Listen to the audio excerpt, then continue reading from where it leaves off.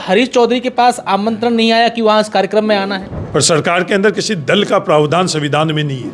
भारत सरकार और राजस्थान सरकारें बनती रहती है, बिगड़ती रहती है। अच्छा, आपने अभी बताया कि रिफाइनरी अभी तक पूरी नहीं हुई और आपने ये भी दावा किया है कि 2027 तक जो है वो भी रिफाइनरी पूरी नहीं हो पाएगी। कि ये होने के बावजूद ही हमारा हिस्सा इतना क्यों? क्या बदला? तेल के उत्पादन जरूर बदल गया, तेल के उत्पादन घट गया। कांग्रेस नेता और बायतू विधायक हरीश चौधरी आज बालोतरा में प्रधानमंत्री नरेंद्र मोदी के आने से एक दिन पहले प्रेस कॉन्फ्रेंस करके यह कह रहे हैं कि अगर प्रधानमंत्री के जब यहां दौरा है, मुझे न्योता दिया जाता तो मैं आखा तीज के त्योहार पर उन्हें खीर, गुड़ और घी खिलाता। मैं उनसे कुछ छीनता नहीं। और इसके अलावा कई सारी बातें इन्होंने की है। शुरुआत इसी बात से करेंगे और फिर रिफाइनरी को लेकर भी बड़े खुलासे या यूं कहे तो बड़ी बातें बताइए जो आम लोगों को शायद पता नहीं हो।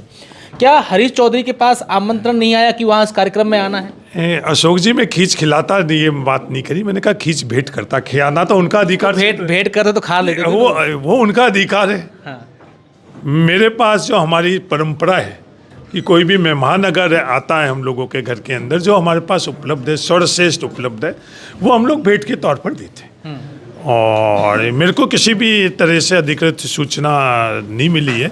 चलो, इस देश के अंदर सभी संस्थाएं आज चरमरा गई है, समाप्त हो गई, तो एक विधायिका विधानसभा को अगर मैं चरमराता हुआ देख रहा हूँ, उसको कुचलता हुआ देख रहा हूँ, तो सभी संस्थाएं इस देश में उसको कुचली जा रही है, नज़रअंदाज कर रही है, तो वो कोई बड़े विषय नहीं है। जब ये सभी संस्थाएं समाप्त हो गई तो एक विधायक और एक हरीश चौधरी कोई मायने नहीं रखता है, ये कोई बड़ा प्रश्न नहीं है। अच्छा, आपने अभी बताया कि रिफाइनरी अभी तक पूरी नहीं हुई और आपने ये भी दावा किया है कि 2027 तक जो है वो भी रिफाइनरी पूरी नहीं हो पाएगी। किस हिसाब से आप ये बता रहे हैं कि क्या इसमें टेक्निकल इश्यूज है? नहीं, मैं ये नहीं कह रहा हूँ, ये सच्चाई है।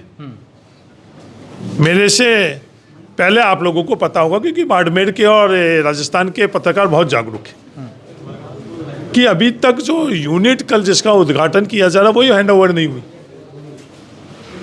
2027 तक जो 9 यूनिट है उसका काम पूरा होना मुमकिन है या नहीं है? अगले 2 वर्षों तक भी उसका काम पूरा नहीं होगा। टेक्निकल तौर पर थोड़ी बहुत भी मेरी इतनी समझ नहीं है, क्योंकि पेट्रोलियम क्षेत्र का मैं बहुत बड़ा जानकार नहीं हूँ।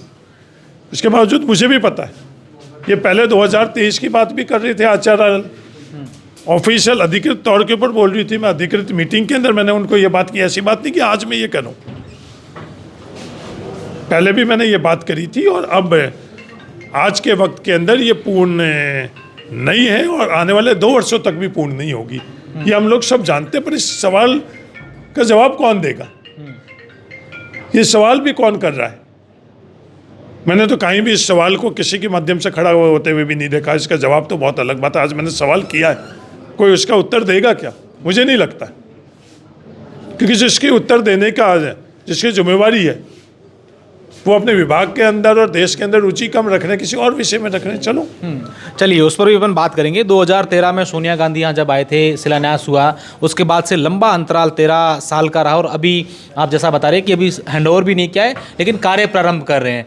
इस दौरान आपकी सरकार भी रही, क्यों आपको लगता है कि वो उन्होंने काम पूरा नहीं किया? क्योंकि आपकी जब सरकार थी कांग्रेस की, तब मुख्यमंत्री थे अशोक गहलोत, वो कहते थे कि ये मेरा ड्रीम प्रोजेक्ट है और मैं इसको जल्द पूरा करूँगा। ये सरकार किसी की नहीं होती, सरकार जनता की होती। ये संविधान और लोकतंत्र के प्रति आप भ्रांति नहीं फैलाओ। सरकार राजस्थान में राजस्थान की जनता की होती है और सरकार के अंदर किसी दल का प्रावधान संविधान में नहीं है। भारत सरकार और राजस्थान सरकारें बनती रहती है, बिगड़ती रहती है, कोई और सरकार के अंदर रहता है। पर ये सरकार जब राजस्थान सरकार थी, हम लोगों के वक्त भी जब मैं खुद विधायक था, उस समय राजस्थान सरकार थी। आज मैं विपक्ष में हूँ तो भी राजस्थान सरकार है। दल कांग्रेस का था? नहीं, दल नहीं, सरकार का दल नहीं होता, ऐसा कोई प्रावधान नहीं है। आप कहीं भी संविधान के अंदर इस तरह की व्यवस्था या कहीं भी इस तरह का एक लाइन भी हुई तो मुझे जरूर बताना। मैंने तो जितने समझा है, मैं इतना ज़्यादा पढ़ा लिखा नहीं हूँ, सिर्फ MA करी है मेरे का। अगर कहीं भी तो सरकार है, राजस्थान सरकार है और केंद्र सरकार है। वो उस वक्त विवाद किया गया। विवाद का आधार क्या था कि तेल हमारा, पानी हमारी, जमीन हमारा, तो हमारे को इतना ही क्यों? पानी उतना ही, जमीन वही, तेल का उत्पादन जो मनमोहन सिंह जी के समय बाड़मेर के ऑयल फील्ड से हो रहा था उसमें घट जरूर किया। जो रिफॉर्म की बातें कर रहे हैं कि अगर पॉलिसी में रिफॉर्म नहीं आएंगे वो तेल के उत्पादन बढ़ेगा भी नहीं, उसके ऊपर कोई भी नहीं तो वो कोई सवाल कर रहा है, नहीं उसके ऊपर कोई नीतिगत निर्णय हो रहा है। रिफॉर्म से ही, पॉलिसी बदलने से ही तेल का उत्पादन बढ़ेगा। पर सिर्फ विवाद कर कर कैसे वो डिले करे, कैसे उसको लेट करे, विवादों में डाले, वही मकसद था। उसके अलावा पूरी की पूरी जो तो आप ये कहना चाह रहे हैं कि पूर्ववर्ती जो सरकार थी, चाहे किसी भी पार्टी के मुख्यमंत्री हो नहीं हो, उन्होंने भी डिले किया? नहीं, ये बात ये तीन थी और कोई चौथी बात थी। आपके मार्फत से हर प्लेटफॉर्म पर यह बात रखी जाती थी कि ये होने के बावजूद ही हमारा हिस्सा इतना क्यों, क्या बदला? तेल के उत्पादन जरूर बदल गया, तेल के उत्पादन घट गया, पर सिर्फ विवाद कर कर कि कैसे हम लोगों के, क्योंकि एक भी नई रिफाइनरी क्या यूपीए की सरकार बना सकी? जो डॉक्टर मनमोहन सिंह जी ने करा, रिफाइनरी के क्षेत्र के अंदर 90 MMTP है, 5 रिफाइनरी, एक भी बना सकी? पर इनको विवाद ही करना है। देश हित के लिए फैसला करना और विवाद करने के अंदर बिल्कुल दो विपरीत दिशाएं हैं। अच्छा, अभी आप कह रहे थे कि जिनको रिफाइनरी पर जवाब देना है उनका इंटरेस्ट दूसरी चीज़ों में, आपका इशारा किस पर है और किन चीज़ों का इशारा कर रहे हैं? नहीं, मेरे से समझदार आप और देश का हर नागरिक। क्या जवाब? आज जो मूल मुद्दा रिफाइनरी है, इससे अपन लोग रिफाइनरी का जो सफर है, क्या रिफाइनरी में सबसे बड़ा योगदान किसी एक व्यक्ति का है, वो डॉक्टर मनमोहन सिंह जी है या नहीं है? हजारों साल से जो हमारे जमीन में तप कर तेल निकला, वो तेल निकालने के पीछे पॉलिसी का परिवर्तन कराने में, रिफॉर्म कराने के अंदर डॉक्टर मनमोहन सिंह जी के अलावा किसी के माध्यम से हुए, तो मुझे जवाब दें। अच्छा, हरीश चौधरी ने अभी एक प्रेस कॉन्फ्रेंस में कहा कि मैं यहाँ प्रधानमंत्री से आग्रह करूंगा कि इस रिफाइनरी का नाम डॉक्टर मनमोहन सिंह रिफाइनरी रखें और एक स्मारक बनाने का भी आपने वादा किया है। किस तरीके की वो? नहीं, मैंने वादा नहीं किया, मैंने अपील करी भारत सरकार को। आपने ये कहा कि मुझे मौका मिला तो मैं स्मारक यहाँ बनाऊं। नहीं, मेरी पूरी बात है। जब भी अपन संवाद के अंदर पूर्ण बात नहीं करते हैं तो वो संवाद समाप्त हो जाते हैं। मैंने बात ये रखी कि जो जिनका भी योगदान है उनकी यादगार के अंदर यहाँ स्मारक बना चाहिए।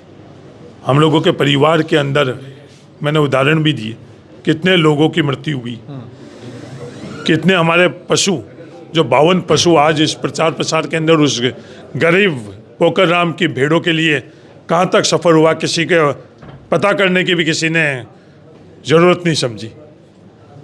तो उन तमाम लोगों की जो खोया है, जिनका योगदान है, उनके लिए एक स्मारक बननी चाहिए। ये मेरे उनसे अपील है। अगर वो नहीं बनाएंगे तो कभी अगर जनता ने हमें अवसर दिया तो वो मैं स्मारक जरूर बनाऊंगा, क्योंकि मुझे जो लगता है कि इस रिफाइनरी को बनाने के लिए जो खोया उन लोगों को भी हमको याद करना चाहिए। ये श्रेय के लिए जो प्रचार प्रसार हो रहा है उसके अंदर उनको हम नज़रअंदाज नहीं करें, उनको हम भूले नहीं। ये मेरी अपील है। अगर वो नहीं करेंगे तो अवसर मिलेगा तो ये ज़रूर मैं उन लोगों को याद करने के लिए एक स्मारक बनाऊंगा। अच्छा, हरीश चौधरी ने 2 दिन पहले एक ट्वीट किया था इस कार्यक्रम में स्कूली बच्चों को लाने के लिए संदर्भ में एक आदेश हुआ और उसके बाद जब आपका ट्वीट आया तो प्रशासन का यूं भी कह सकते हैं कि बैकफुट आया और आदेश को खारिज कर दिया गया। ये सिर्फ इकलौता आदेश नहीं है। यहाँ से चंद किलोमीटर के अंदर रीको है। रीको के आरएम जो व्यवस्था करने चाहिए वो तो नहीं कर रहे हैं। पॉल्यूशन कंट्रोल के अधिकारी जो व्यवस्था कर रहे हैं, पूरी की पूरी लूनी हमारी ख़त्म हो गई। जो प्रदूषित पानी